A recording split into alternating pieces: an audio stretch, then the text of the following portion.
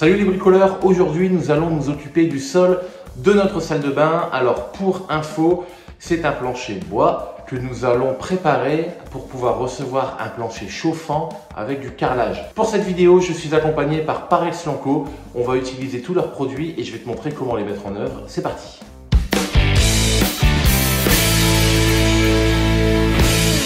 Alors la première étape, c'est de faire un cordon périphérique avec de la mousse PU idéalement. Ça va éviter justement que ton ragréage puisse couler par en dessous, tu sais, pour boucher toute la périphérie. Ça prend 5 minutes, on le fait tout de suite.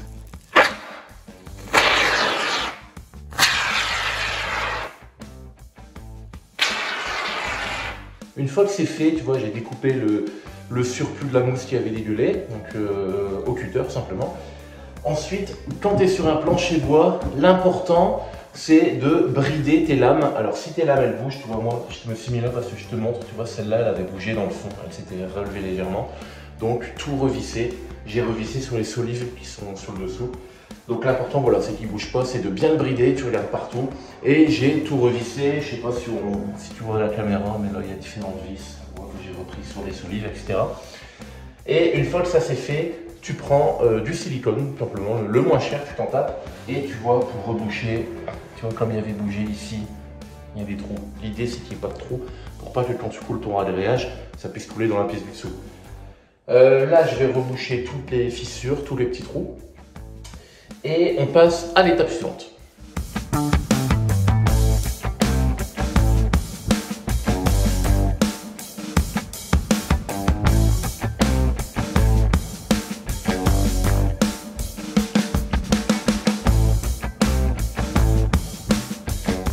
Une fois que ton plancher est étanche, tu vois, on a fait la périphérie, on a bouché les trous ici entre lames ou les trous simplement, il pouvait y avoir des trous perceuses, des trous de lames abîmées, etc.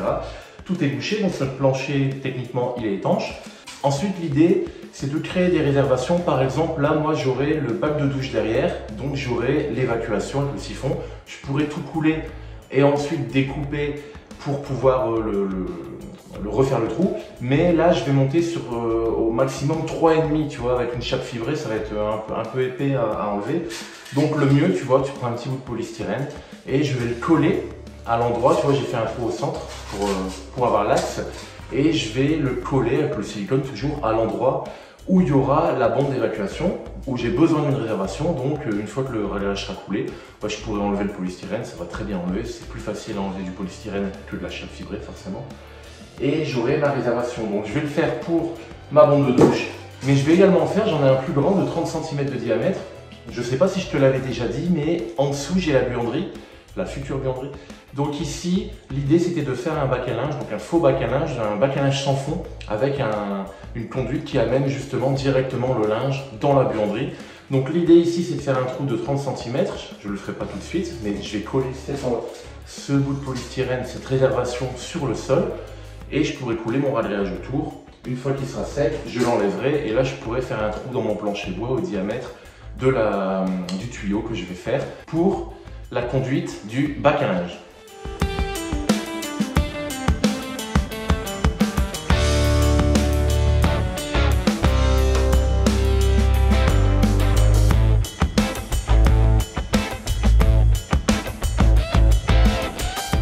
Et dernière étape avant de rentrer dans le vif du sujet et de s'attaquer réellement au ragréage, c'est de prendre ses niveaux, de savoir jusqu'où on veut s'arrêter. Moi, je vais mettre un carrelage de 8 mm, j'aurai 5 mm de colle et je vais mettre aussi une natte de désolidarisation qui fait de mémoire 4 mm, mais je vais vérifier pour être sûr. Donc moi, ça me fait en tout 1,7 cm. Je vais prendre mon laser que je vais mettre sur sur le couloir que j'ai terminé, donc sur le sol fini. Et je vais descendre de 1,7 cm. Et pour prendre mes repères, moi je suis sur un plancher bois, donc je ne vais pas me casser la tête. Je vais mettre 4-5 vis à droite à gauche, donc dans les chaque coin plus une au milieu, que je vais pouvoir visser ou dévisser pour avoir mon repère. Je te montre ça tout de suite. Du coup, j'ai installé mon laser, tu le mets à la hauteur que tu veux, peu importe. L'important, tu vois, c'est de prendre une pige. Je la mets sur mon sol fini. Et là, ici, j'ai mon trait de laser. Donc là, tu vois, je vais hop, faire une marque pour dire que ça, c'est mon sol fini. Là, c'est mon repère de sol fini. Et l'idée, c'est de remonter de 1,7 cm. Et pourquoi on remonte? Parce que du coup, là, si c'est mon repère, je dois descendre ma pige d'1,7 cm pour arriver à la hauteur que j'ai besoin. Alors là, je mets une vis au sol. Hop. Je mets ma pige dessus. Et là, ici, l'idée, c'est d'arriver à notre repère. Donc là, tu vois, je suis encore trop haut. Je vais visser la vis pour qu'elle descende. Et je vérifie. Tu vois, là, il manque encore 2 mm.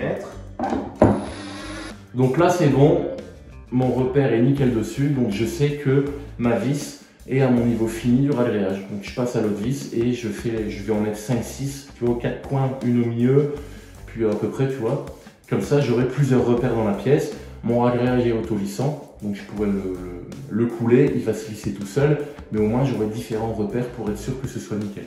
Pour terminer notre préparation, une étape très importante à ne pas négliger, c'est le primaire. Donc ici, je t'ai dit, Paris Blanco m'accompagne cette vidéo. Ils m'ont fourni le 164 Proli Prime Rapide. Alors l'avantage de ce primaire, c'est qu'il sèche rapidement, mais c'est surtout aussi qu'il est assez pâteux. C'est important quand tu es sur un plancher bois, tu vois, de prendre un primaire pas trop liquide pour pas qu'il coule en dessous et pour pas que finalement il s'en va. Donc parce que forcément sur tes lames, il y a des petites ouvertures, même si on a bouché les plus grosses, il y a peut-être des petites ouvertures. Donc voilà, l'idée d'avoir quelque chose d'assez pâteux, ça va nous assurer qu'il reste bien sur le plancher. Je vais lancer ça. J'ai une grande perche, tu sais, avec j'ai mis mon gros rouleau dessus, on va l'étaler tranquille. Et pendant que ça sèche, j'ai oublié d'aller acheter des bandes périphériques parce que le ragréage ici qu'on va utiliser, je te le présenterai tout à l'heure, mais on peut monter jusqu'à 3,5 cm. Nous, on va monter jusqu'à 3 cm à certaines zones. Donc, l'idée, c'est qu'il soit aussi désolidarisé du mur. Donc, on va mettre des petites bandes de désolidarisation avant coulage.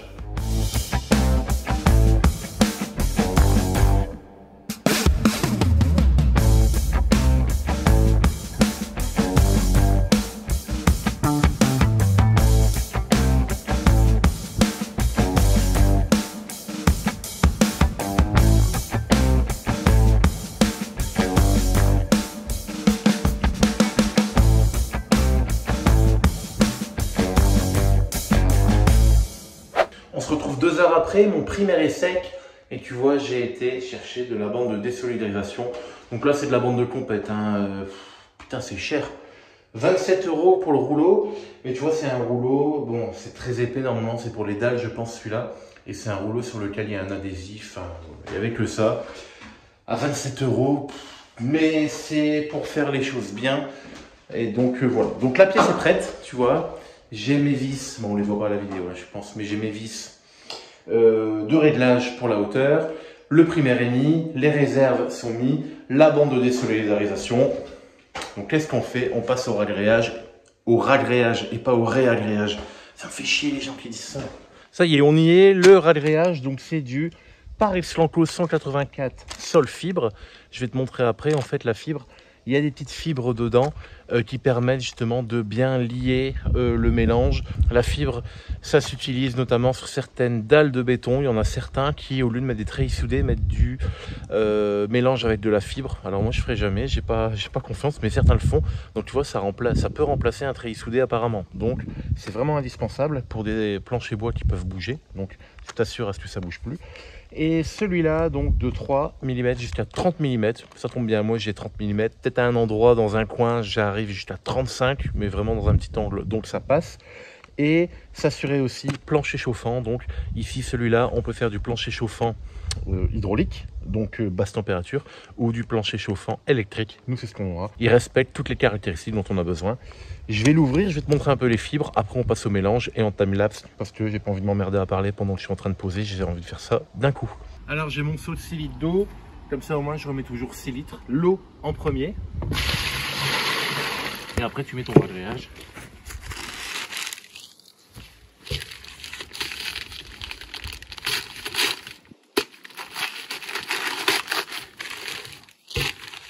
Donc là, viens voir. Je sais pas si on le voit à la caméra, mais tu vois tous les petits bouts de fibre ici. On voit qu'il y a plein de petits bouts blancs là. C'est ça la fibre, qui une fois elle va sécher, va se tresser en fait, va se s'agglomérer entre elles. Et c'est ça qui va faire la résistance.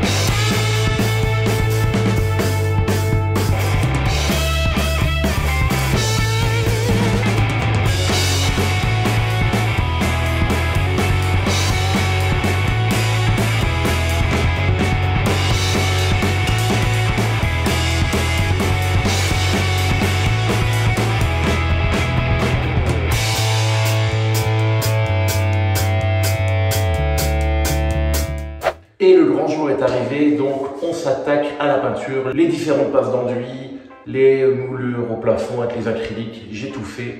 Aujourd'hui, j'ai sorti le matos, donc la pompe airless avec un seau d'eau propre, un seau d'eau sale, le pot de peinture, et on va attaquer ça tout de suite. Alors attention, c'est de la peinture satin parce qu'on est dans une pièce d'eau. Donc tu vois le satin, c'est parce qu'il y a un petit vernis, il y a un truc qui fait que ça résiste beaucoup mieux à l'humidité. Mais le problème du satin, c'est que c'est un peu brillant, donc le moindre défaut sera beaucoup plus visible que l'ultramat. Donc j'ai essayé de me concentrer davantage sur les enduits pour avoir quelque chose d'encore plus quali qu'avant, mais moi je suis un peu stressé quand même, donc on va voir le résultat.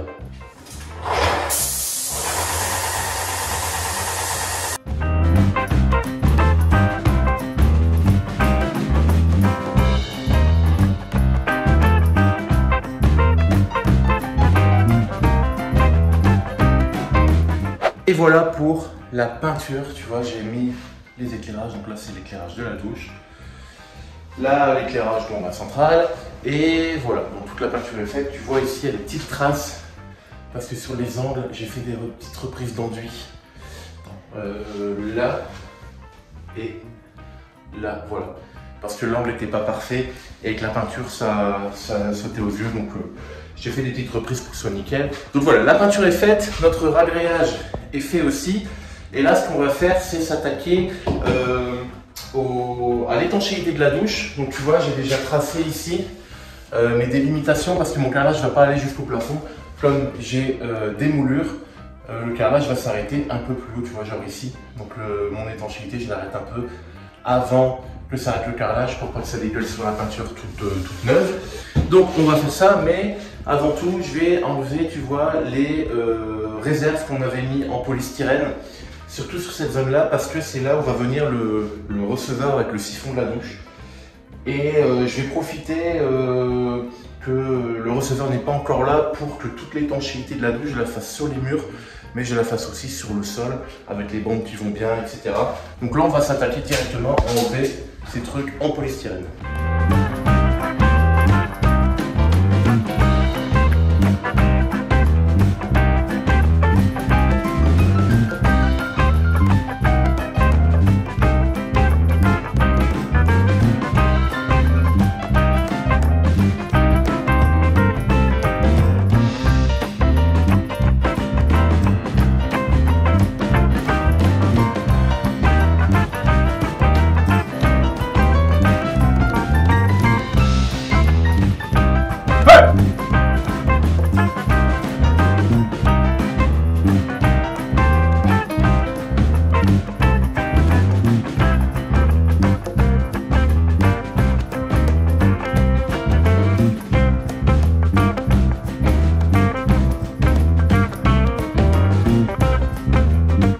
On continue avec Par Xlanco. Tu m'as vu mettre toute la résine d'étanchéité, donc c'est du sel du système d'étanchéité sous carrelage, donc Par Xlanco 598 Proli Impair, donc c'est un sacré pot.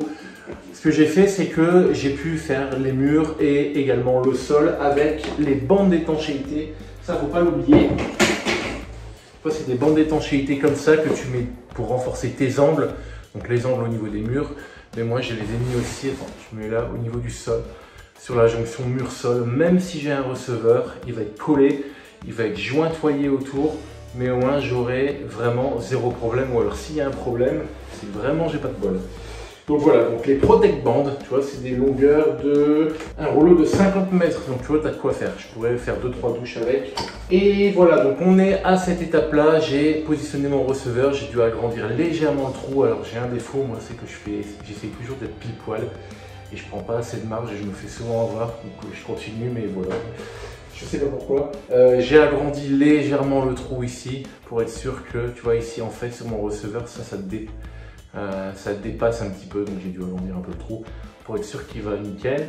Donc tu l'as compris, j'aurai un siphon vertical parce qu'en dessous j'ai la buanderie, donc je pourrais me raccorder facilement. Là c'est tout simple, le receveur il est pile à sa place, on va le coller et voilà, on va simplement le poser, on va attendre que ça sèche, on va faire nos jonctions silicone périphérique et on sera bon pour la pose du carrelage. Donc voilà, on va installer ça tout de suite.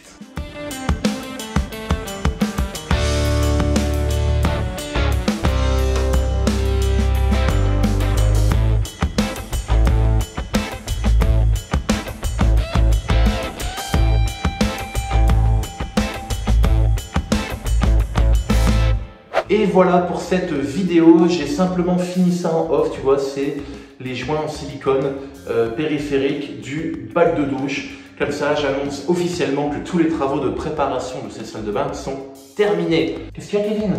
Tu veux savoir ce qu'on va faire la fois prochaine? Ok, donc petit spoil, la semaine prochaine, nous allons faire du plancher chauffant électrique. Je te retrouve la fois prochaine pour la présentation et la pose du plancher chauffant électrique ainsi que du carrelage. En attendant, porte-toi bien, à la fois prochaine. Je sais pas pourquoi j'ai tourné sur moi-même, ça c'est spectaculaire, je trouve.